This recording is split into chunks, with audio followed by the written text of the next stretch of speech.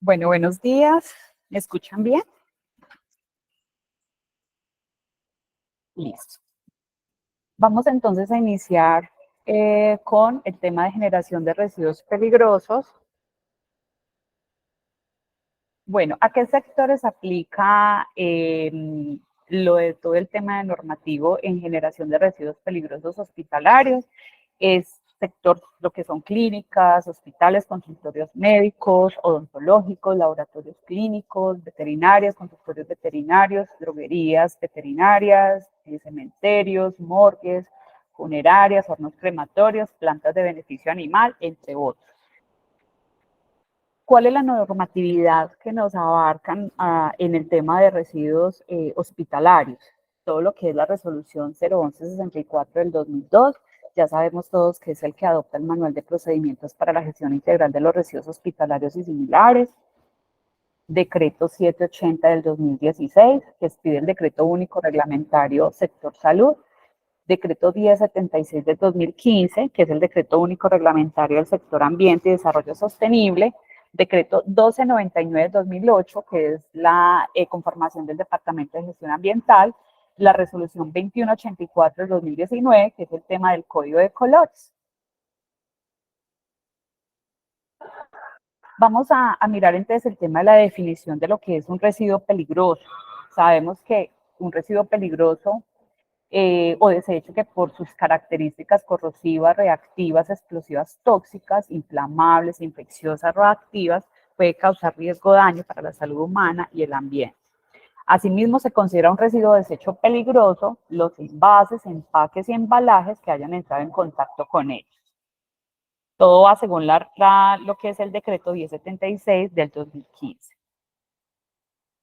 Acá tenemos entonces como unas características de peligrosidad para que la tengan en cuenta, que es el tema de estas características de corrosivo, explosivo, infeccioso, inflamable, reactivo, radiactivo y tóxico. Dentro de la gama de peligrosidad tenemos entonces el tema residuos infecciosos, que este es el que se genera normalmente en todo lo que es sector salud, o también aquellos sectores donde generan residuos que tienen contactos con sangre, con fluidos o con algún tipo de residuo infeccioso, ¿sí? Entonces, estos contienen agentes patógenos que pueden causar enfermedades en los seres humanos o en los animales. Los demás, entonces, los podemos integrar en todo lo que llamamos residuos RESPECT, residuos peligrosos no biológicos. Dentro de los residuos peligrosos tenemos entonces lo que son las baterías, los aceites lubricantes usados, los tarros vacíos de pintura, los impregnados de grasas y obviamente todo lo que es hospitalario. Vamos a mirar más adelantico cada lo que es el tema hospitalario en sí.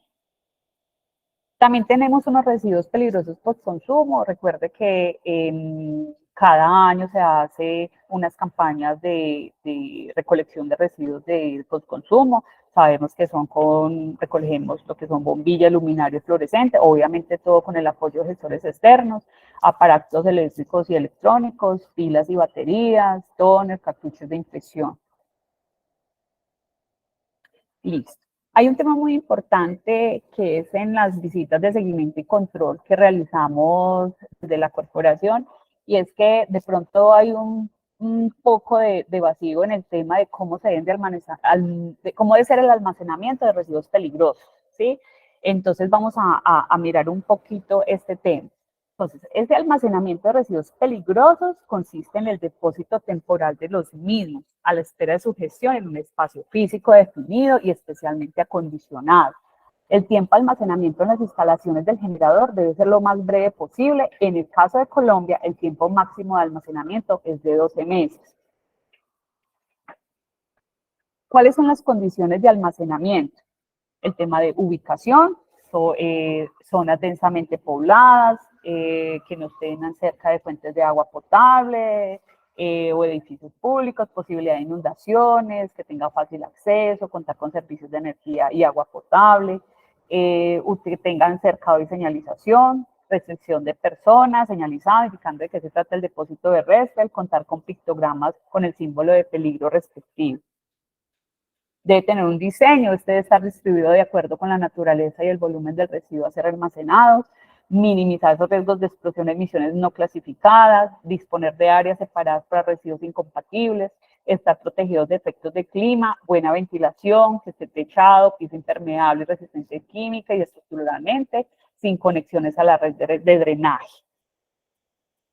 Bueno, es muy importante el tema del almacenamiento de residuos peligrosos porque a veces vemos que en ciertos almacenamientos de algunos establecimientos hay residuos, primero, que el cuarto no está señalizado, segundo, no, los residuos están en piso, hay derrames, tiene poca ventilación, no están no están señalizados, ¿cierto? Entonces, ¿cuál es la idea y cuál es el propósito de la normatividad en cuanto a residuos peligrosos?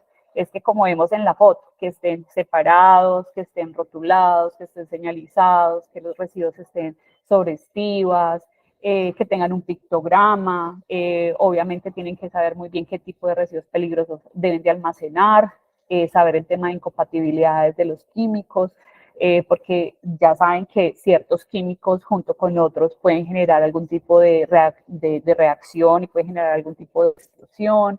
Entonces es muy importante y por eso cuando se hacen las visitas de seguimiento y control se revisa en que realmente estén separados, señalizados, que importante, buena ventilación. ¿Por qué? Porque hay residuos químicos que generan ciertas emisiones de ciertos olores y se pueden ahí dar esa reacción y generar algún tipo de, de, de enfermedad respiratoria hacia las personas que ingresan, obviamente, a estos cuartos. Es muy importante también el tema de señalización en la parte exterior, que sea un acceso muy restringido, qué elementos de protección deben ingresar al cuarto. Bueno, es como todas las características pues importantes para los almacenamientos de residuos peligrosos, ¿sí? Especialmente los restos no biológicos. Dentro de ese almacenamiento también tienen que contar con sistemas de recolección de líquidos contaminados, deben saber de que si hay algún tipo de derrame en el piso, deben de tener algún kit de recolección de esos derrames, permitir la correcta circulación de operarios, equipamiento de carga. Hemos visto que en algunos cuartos de Restel no hay por dónde ingresar para poder visualizar qué es lo que tienen almacenados. Entonces sí, muy importante que estén separados en estivas, bueno, contar con salidas de emergencias, entre otros, y otra cosa que es muy importante, el tema de capacitación. A veces se presentan, cuando uno hace la visita y uno dice, bueno, estas personas que hacen la recolección de esos residuos peligrosos, están capacitados, ellos saben cómo deben de realizar la separación de este tipo de residuos, y vemos que de pronto hay falencias en el tema de capacitación. Entonces, se debe capacitar a esas personas que realizan esas tareas de almacenamiento, de manejo, para que evitemos de pronto o que eviten algún tipo de accidentes. Esa es una de las causas por inadecuada disposición de residuos. Una de las fotos, pues porque obviamente hay muchísimas, dirán, ah, es que para qué vamos a almacenar tal tipo de residuos. No, o sea, por ejemplo, son un inadecuado manejo de pilas. Esas pilas que normalmente dicen, ay, las voy a botar a la basura, realmente van a los ríos y pueden generar altamente contaminación en ese río, porque pues obviamente sabemos todos que tienen unos químicos, unos componentes que contaminan el ambiente, ¿sí? ¿Cuál es el mejor manejo en el tema de las pilas? Es que estas pilas se deben de incorporar en recipientes plásticos, se deben de tapar los laterales para que entre esas pilas no haya ningún tipo de conexión, para que no comiencen a salir todos esos líquidos y comiencen pues como a hacer si no están entre las botellas, obviamente va a generar derrames, va a corrosión, entonces la idea es dentro de los recipientes, tapados los laterales, mientras que hace la entrega al gestor externo. Listo, eso es como algo muy general en el tema de residuos peligrosos. Ahora vamos a entrar también, que es algo muy importante, es el manejo integral, según el decreto 780 del 2016, la resolución 1164, que es la adopción de todas las medidas necesarias para las actividades de prevención, reducción, separación en la fuente, acopio, almacenamiento, transporte, aprovechamiento y valorización, tratamiento y exposición final, importación y exportación de residuos o desechos peligrosos individualmente realizadas o combinadas de manera apropiada para proteger la salud y la salud humana y el ambiente. Bueno, dentro del plan de gestión de residuos, para los residuos generados en atención en salud y otras actividades, que es el PEGIRASA, que es un documento diseñado por todos los generadores, el cual pues allí obviamente está de manera ordenada y organizada todas las actividades necesarias para garantizar una buena gestión de los residuos peligrosos, en este caso de riesgo biológico. Todas las instituciones que generen residuos peligrosos de riesgo biológico deben tener un plan de gestión de residuos hospitalarios donde hable sobre una gestión interna y sobre una gestión externa. Dentro de esa gestión interna, entonces tenemos el tema de segregación, clasificación, almacenamiento, rutas de recolección, la publicación de las rutas de recolección, entrega al gestor externo, ¿sí? Entonces, primero tenemos una generación, que es el residuo cuando ingresa desde una materia prima al establecimiento, y que sabemos que de pronto, obviamente esa materia prima, hablemos de un hospital, veterinaria o de un matadero, pues como en sus palabras más coloquiales, ¿cierto? Entonces ingresa un residuo que sabemos que se va a generar un residuo peligroso. Tenemos obviamente una segregación, debemos de saber esos residuos, cómo lo vamos a clasificar, si ese residuo es peligroso, riesgo biológico, si va en recipiente rojo, si no es peligroso va entonces en recipiente negro, y si de pronto ese residuo es para reciclar, entonces iría en recipiente blanco, según obviamente teniendo en cuenta un código de colores. Recordemos que en este momento ya la norma cerró el tema en cuanto a que ya todos los establecimientos de salud deben de estar cumpliendo con el tema de códigos de colores. Después de que tengamos una segregación, sabemos que debemos, en el tema de riesgo biológico, que son los residuos contaminados, una desactivación. Y aquí tengo que hacer como un pequeño paréntesis que se ha visto en las visitas de control, es que ya algunos establecimientos no están inactivando los residuos. Entonces, para que por favor, eso está descrito dentro de la norma, la importancia que es la inactivación de estos residuos por baja eficiencia. Recordemos que la inactivación se da por medio de aspersión con algún tipo de solución, por ejemplo, amonios cuaternarios. La norma lo dice, peróxido de hidrógeno, amonios cuaternarios, obviamente dice el hipoclorito, pero obviamente desde la corporación no recomendamos el hipoclorito por el tema de las dioxinas y furanos que se generan en el momento de la incineración de los residuos peligrosos, pero sí es muy importante utilizar amonios cuaternarios o peróxido de hidrógeno para la inactivación de los residuos de riesgo biológico. Si dicen, pues, ¿para qué vamos a inactivar los residuos sabiendo que van a incinerar? No, lo que pasa es que esos residuos de riesgo biológico los manipulan operarios desde que le recogen la bolsa, los llevan hacia el carro recolector y hasta que lo llevan a la planta de incineración, allí hay una manipulación. Entonces, es importante que por medio de esa baja eficiencia, esos microorganismos estén neutralizados o estén en su momento ya, digámoslo así, muertos, ¿cierto? O al menos neutralizados, digámoslo así, por medio de aspersión o de inactivación, para que no vayamos a generar ningún tipo de riesgo hacia esas personitas que están manejando esos residuos de riesgo biológico. Dentro de esas enfermedades que causa el inadecuado manejo de residuos son bastantes.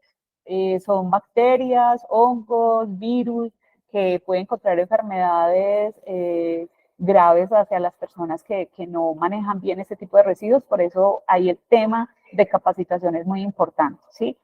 El almacenamiento, ya sabemos que es muy importante el tema del almacenamiento. Los que tengan pues, establecimientos que sean grandes, deben de tener entonces almacenamientos temporales, mientras que se hace la recolección de los residuos por cada una de las áreas, y también deben tener un almacenamiento central que por cierto las necesidades del establecimiento saben si necesitan esos almacenamientos temporales y obviamente deben de tener el almacenamiento central donde se llevan este tipo de residuos embalados en sus respectivas bolsas según el color y según el tipo de residuo a disponer. Tenemos entonces una recolección externa. Ustedes, todos los establecimientos deben de generar entonces un contrato con unos generadores externos, que son esas personitas o estas empresas que son los que van y recogen los residuos peligrosos, residuos hospitalarios, residuos de riesgo biológico contaminados y los llevan directamente entonces a las plantas de incineración. Ahí hago como hincapié en el tema del gestor externo, en el tema del transporte, porque es muy importante que cuando nosotros vayamos a la visita de seguimiento y control, nosotros normalmente solicitamos las actas de disposición final, las actas de incineración. Pero resulta que esas actas de disposición final las están solicitando cada año para recoger insumo para hacer el informe IGA y enviarlo a la corporación. Pero es muy importante que sepan que eso debe ser mensualizado, debe ser cada mes,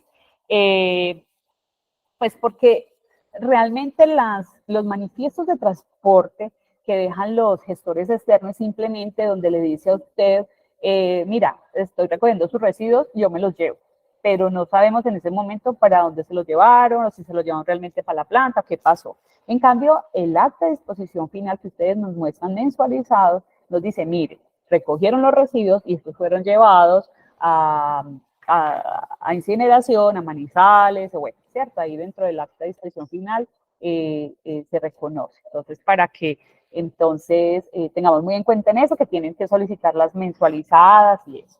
Listo. Un tratamiento que es ya cuando se dan los residuos a disponer para si es para incineración o celdas de seguridad y eso, ¿cierto? Que esa ya, entonces, está es el tema de disposición final. Listo. ¿Cuáles son las obligaciones del generador? Dentro de esas obligaciones del generador está que deben de tener un plan de gestión de residuos. Ese plan de gestión no puede ser ni copiado de otro establecimiento, ni tampoco puede ser simplemente fotos de capacitaciones, nada. El plan de gestión de residuos es único para cada establecimiento. Se basan obviamente en la 1164 para que es una guía. Obviamente, dentro de ese plan de gestión de residuos ya sabemos que debe haber una gestión interna, qué hacen con esos residuos, qué recipientes utilizan, de qué colores, cuál es la ruta de recolección que realizan, inactivación, cuáles son los cuartos intermedios. Entonces, cuando uno lee ese plan de gestión de residuos, ahí es donde uno dice, bueno, hacen esto, lo llevan allí, hacen esto, en estos colores, inactivan con esto, tal, tal. Y ya cuando uno termina de revisar el plan de gestión de residuos, la idea es que cuando uno ya va a campo, que es a revisar las instalaciones, realmente sea lo que dice en el plan de gestión de residuos. Entonces eso es muy importante para que se haya como una trazabilidad. El tema de capacitar al personal encargado en la gestión de residuos, fundamental, importante que se haga capacitación, no solo el personal que hace la recolección, que es el personal de aseo, sino también al personal que trabaja en la institución, pues porque también es importante, porque desde ellos también hay una segregación de saber ellos dónde van a depositar ese tipo de residuos, si es para reciclar, si es rojo, de riesgo biológico o si no es peligroso, ¿sí? Recuerden que el tema de capacitación a las personas es muy importante porque si ustedes van a depositar ciertos residuos en el recipiente rojo y resulta que la cantidad de esos residuos son de color negro, que son no aprovechables o son reciclables, primero hay contaminación cruzada y obviamente pues no se pueden sacar esos residuos ya del recipiente rojo. Y obviamente los costos que obviamente le genera a los establecimientos son altos, pues porque obviamente el cobro es por peso de los sectores externos y se va a aumentar pues el gasto, ¿cierto? El costo para pagar. Entonces eso es muy importante y obviamente desde el tema ambiental es muy importante saber clasificar, segregar y utilizar el tema de código de colores. Generadores que realizan atención extramural, pues ya sabemos todo el tema de las empresas que hacen atención externa a otros, a hogares, a las personas, pues, a pacientes externos, pues ya se sabe pues cómo es el tema de que deben de manejar bien ese tipo de residuos peligrosos, no llevarlos a la basura, bueno, ese es otro tema muy importante que sí deben de capacitar también a lo que son los pacientes que están no hospitalizados, pero sí están en casa. Tener un plan de contingencia.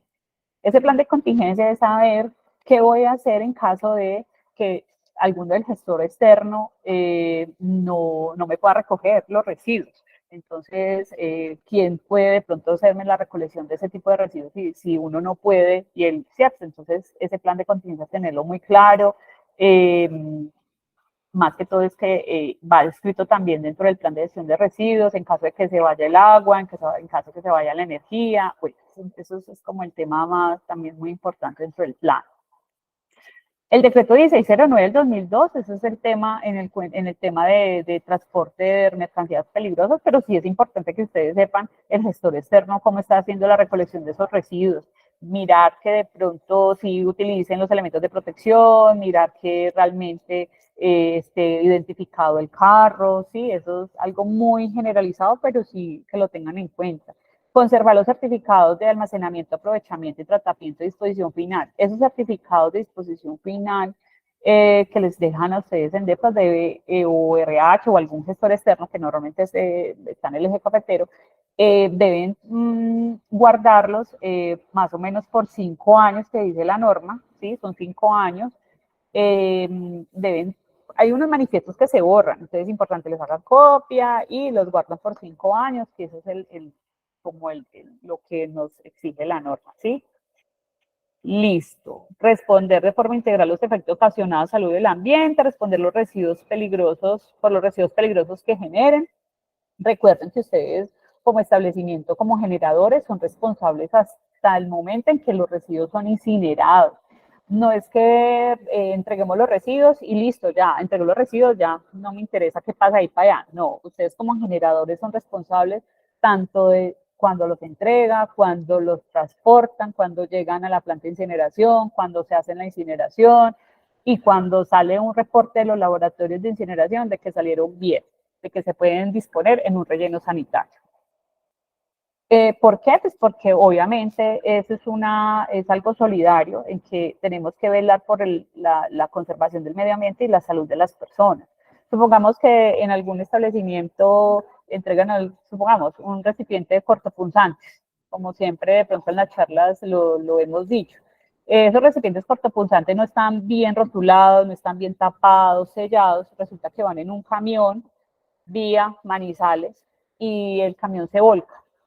Entonces, ¿qué pasa ahí? Si esos residuos no están bien sellados y bien tapados, obviamente esas agujas se riegan, los operarios tienen que hacer la recolección y obviamente es un riesgo para la salud de ellos, ¿no? Entonces, por eso es tan importante que el establecimiento tenga en cuenta que la responsabilidad que tiene desde la recolección hasta que llegue a la disposición final en temas de incineración o celdas de seguridad, ¿sí?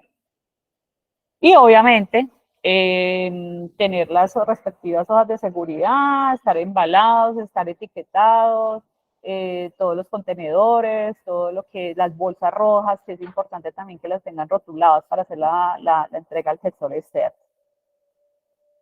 Dentro del etiquetado y embalaje, pues ya sabemos que sigue en el código de colores el color rojo para riesgo biológico, recipientes para cortopunzantes es importante, no debemos utilizar ni que el recipiente de Coca-Cola, de Pepsi o cualquier otro recipiente de plástico normal, no se puede. Recuerde que esas agujas hay que tenerlas en contenedores muy importantes que para eso están diseñados para conservación de esas agujas, deben estar rotulados y es importante que no, si es posible, hacerle inactivación dentro del recipiente por medio de aspersión, es muy válido y es importante.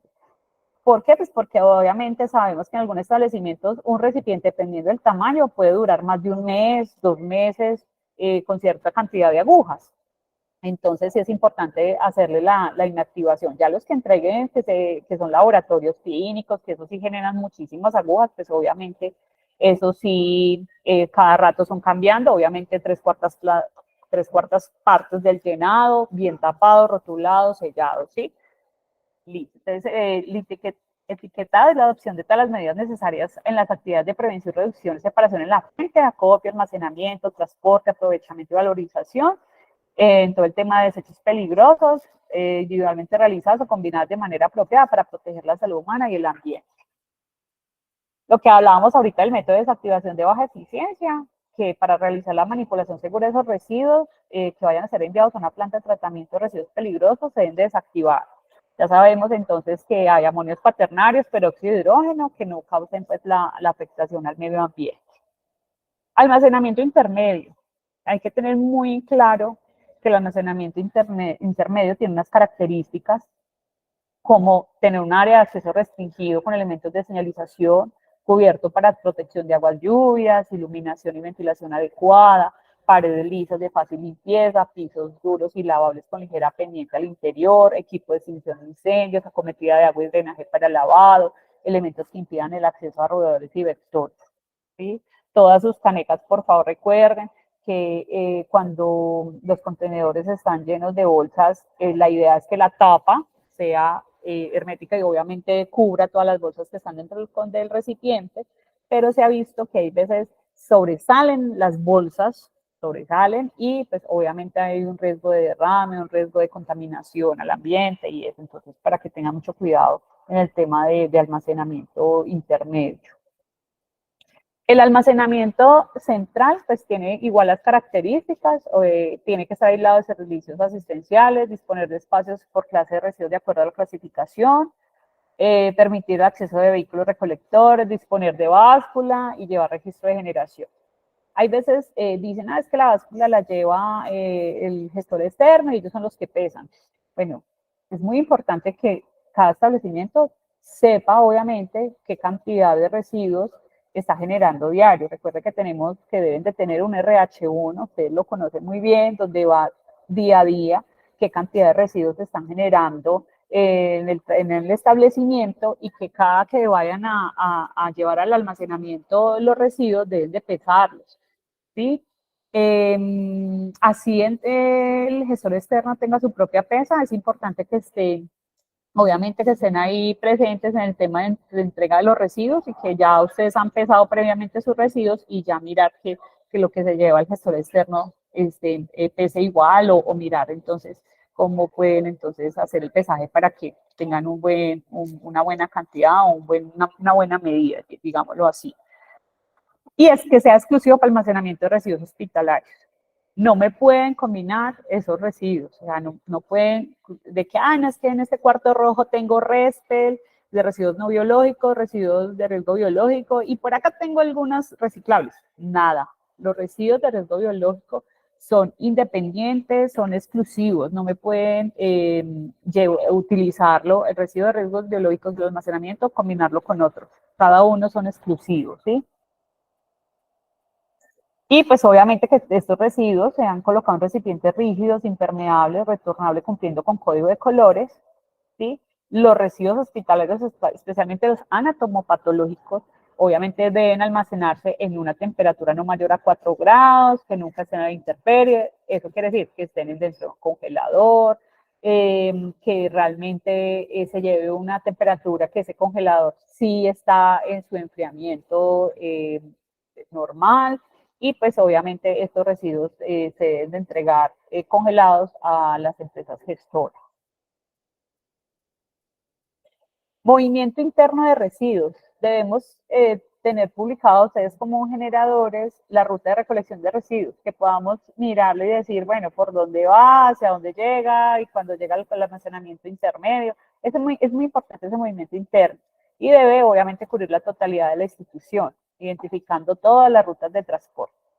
Y seguimos insistiendo mucho en el tema de capacitación, ¿sí? La realiza el generador de los residuos hospitalarios, a todo el personal que labora en la institución, con el fin de dar a conocer los aspectos relacionados al manejo integral de los residuos. Y en el tema de las auditorías, que también está entre la norma del plan de gestión de residuos hospitalarios, dice que se deben hacer unas auditorías internas.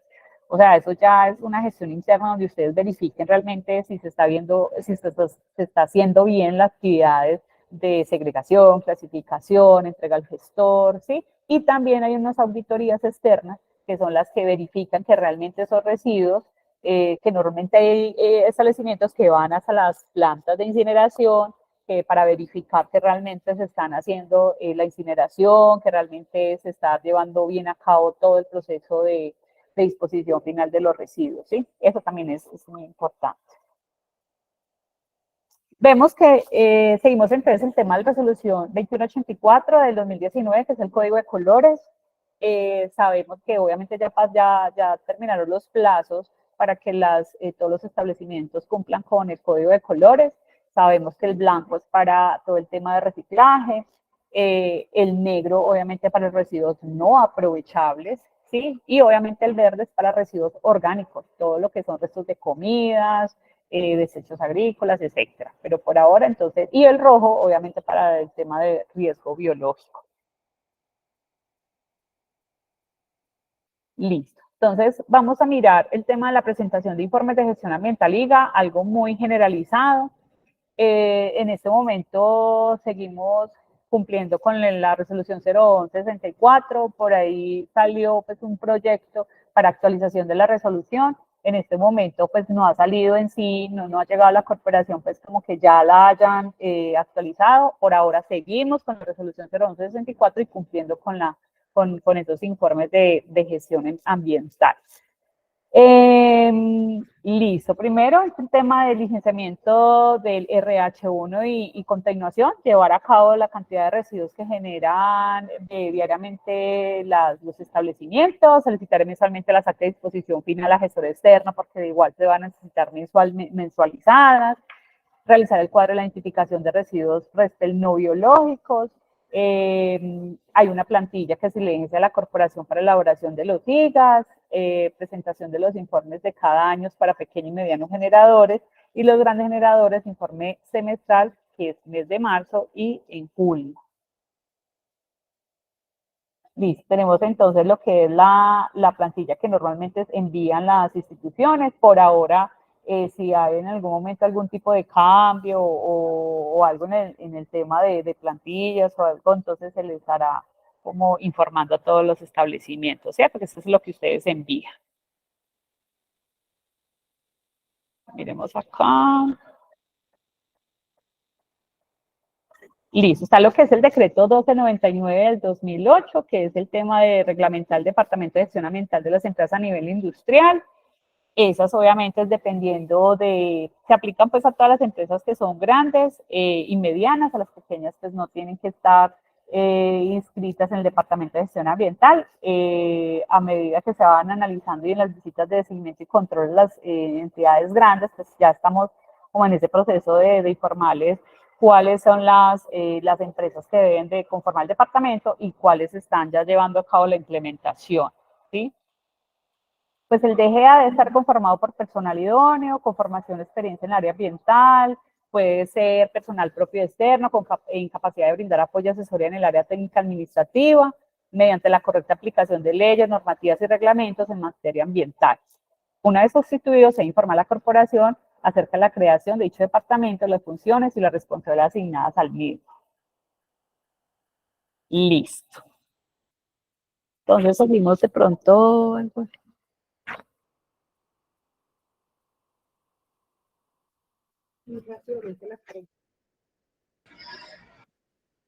Bueno, muchas gracias a Sandra Mónica Buitrago por la presentación. Vamos entonces a proceder a realizar 3 preguntas que se diligenciaron a través del formulario.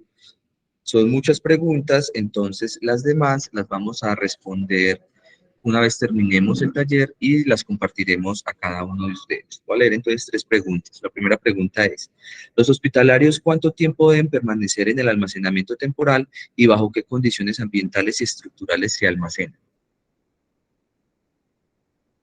Bueno, si vamos a hablar con respecto a los residuos hospitalarios, si vamos a mirar en el tema del plan de contingencia, según la norma son 7 días que se deben de almacenar en caso de que de pronto el gestor externo no realice ningún tipo de recolección. pero la idea es que esos residuos sean diariamente entregados al gestor externo por temas de contaminación o también del espacio del almacenamiento.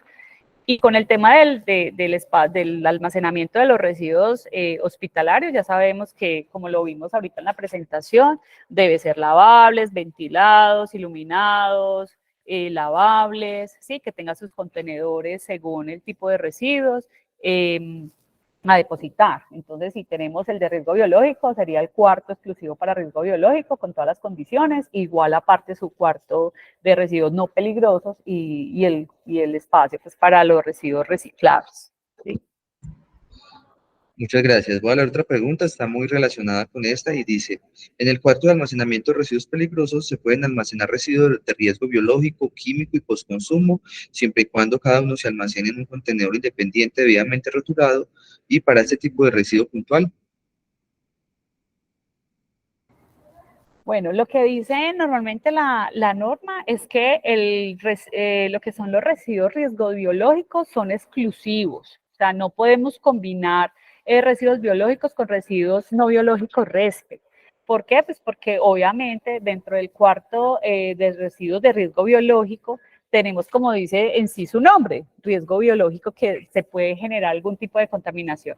Y este sí o sí debe ser exclusivo y obviamente aparte de ser residuos no biológicos, que son la luminaria, las pilas, realmente sí debe ser exclusivo para cada cuarto, para cada residuo. Otra pregunta dice, cuando los residuos microbiológicos son esterilizados por calor húmedo en autoclave, ¿se sigue considerando residuo peligroso? ¿Se debe entregar a un gestor? ¿En qué bolsa? Con el tema de las autoclaves, normalmente cuando estos residuos son llevados a este tipo de desactivación o inactivación, hay unos marcadores biológicos muy importantes que es donde se muestra realmente si el residuo fue inactivado o no. Cuando muestra el marcador de que el residuo fue inactivado, que obviamente hay unas características especiales de que no pueden, hay unos tipos de residuos que pueden pasar por autoclave, pues obviamente estos residuos ya se les entrega al gestor externo como es como residuo no peligroso.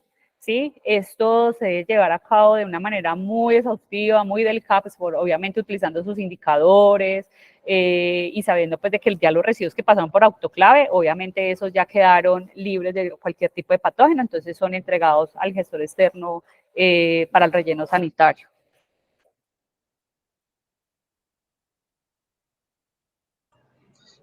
Una última pregunta. Les recuerdo que las demás, tenemos en este momento más de 20 preguntas en la temática, entonces las vamos a responder puntualmente y las compartiremos junto con la presentación, las memorias y la grabación de esta actividad. Dice, ¿cuánto tiempo pueden estar los residuos biológicos en el centro de acopio? Bueno, lo que les decía ahorita que era muy importante es que los residuos de riesgo biológico lo más normal y lo más conveniente es que que tengan una recolección diaria, o sea, que los entreguen diariamente al gestor externo. O sea, tiene que ser que tengan un plan de contingencia o un problema de recolección por parte del gestor externo que no le pueda recoger y que obviamente deban de almacenarlos por más días. Por eso la importancia de hacer la inactivación de esos residuos, ¿sí? Pero si tienen algún problema con el gestor externo, obviamente, como le dice la norma, 7 días deben de tener el almacenamiento en su capacidad para por si hay algún evento. Pero normalmente debe ser entregados diariamente ese tipo de residuos. Si estamos hablando obviamente de riesgo biológico, porque si estamos hablando de residuos peligrosos, se deben de tener dentro del cuarto de RESPEL, ¿sí? de los residuos no biológicos, y esos pueden durar hasta un año, pero siempre y cuando bien clasificados, señalizados, separados, con sus hojas de seguridad, todo bien organizado. Perfecto, muchas gracias a Sandra Mónica, profesional de apoyo del Grupo Residuos Peligrosos, por la presentación en esta temática.